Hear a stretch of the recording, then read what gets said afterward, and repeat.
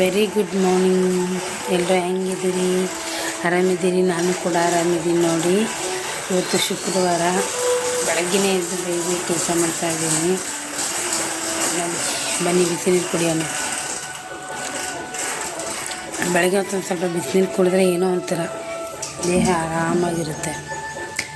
But ಒಂದೇ ಸರಿ ಕುಡಿಯೋಕೆ ಹೋದರೆ ವಾಮಿಟ್ ಬಂದಂಗೆ ಆಗುತ್ತೆ.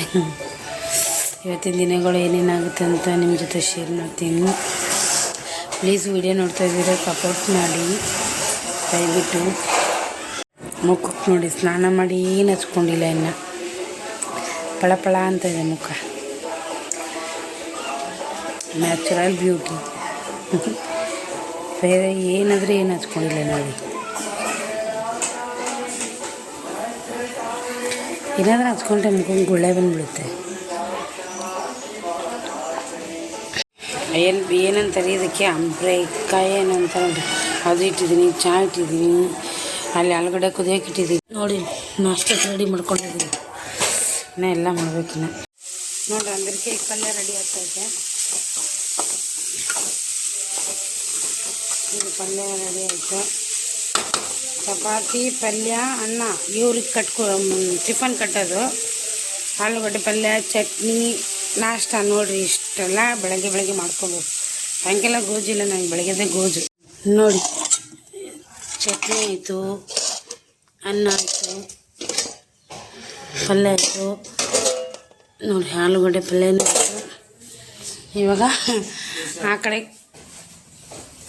ದೋಸೆ, ಈ ಕಡೆ ಚಪಾತಿ ಎರಡಕ್ಕೂ ರೆಡಿ ಮಾಡ್ತಾಯಿದ್ದೀನಿ ನೋಡಿ.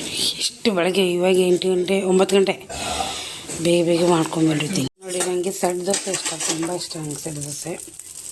ಸೊ ನಾನು ಸೆಟ್ ದೋಸೆ ಮಾಡ್ಕೊತಾ ಇದ್ದೀನಿ. ನನಗೆ ಮಸಾಲೆ ದೋಸೆ ಇಷ್ಟ ಆಗೋಲ್ಲ. ಮಸ್ತಾಗಿದೆ ನೋಡಿ. ಈ ಥರ ದೋಸೆ ಇಷ್ಟ ನನಗೆ. ಎಂಥ ದೊಡ್ಡ ಹೋಟ್ಲಿಗೆ ಹೋದ್ರೂ ನಾನು ದೋಸೆನೇ ತಿನ್ನೋದು. ಒಂದು ಸಾರಿ ನಾನು ಕೆಲಸ ಮಾಡೋಲ್ಲಿ ನಮ್ಮ ಮೇಡಮ್ ನಮ್ಮನ್ನ ಎಲ್ಲ ಪಾರ್ಟಿ ಕೊಟ್ಟಿದ್ದರು, ಹೋಟ್ಲಿಗೆ ಕರ್ಕೊಂಡೋಗಿದ್ರು, ದೊಡ್ಡ ಹೋಟ್ಲಿಗೆ. ಅವ್ರು ಹೇಳಿದರು ಪಿಜ್ಜಾ, ಬರ್ಗರ್ ಏನಾದರೂ ಬೇರೆ ವೆರೈಟಿ ಆರ್ಡ್ರ್ ಮಾಡು ಅಂತ ಹೇಳಿದರು. ನನಗೆ ದೋಸೆನೇ ಇಷ್ಟ, ಎಷ್ಟು ತಿಂದರೂ ದೋಸೆನೇ ಇಷ್ಟ. ಅದಕ್ಕೆ ಮ್ಯಾಮ್ ಹೇಳಿದರು, ಏನಮ್ಮ ದೋಸೆ ತಿಂತೀಯಾ, ಅಲ್ಲೂ ಕೂಡ ಇರುತ್ತೆ ಇದರ ಏನು ಹೇಳ್ತಾರೆ, ಸಾಕು 2 ದೋಸೆ, 1 ಮಸಾಲೆ ದೋಸೆ, 3 ತಿಂತೀನಿ ಇವತ್ತು. ತುಂಬ ಟೇಸ್ಟ್ ಇದೆ.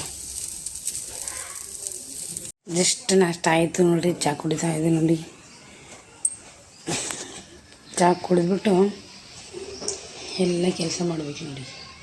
ನನ್ನ ಪಾತ್ರೆ ಬಟ್ಟೆ ಎಲ್ಲ ಇದೆ, ಎಲ್ಲ ಮುಗಿಸ್ಕೊಂಡು ಮತ್ತೆ ಸಿಗ್ತೀನಿ.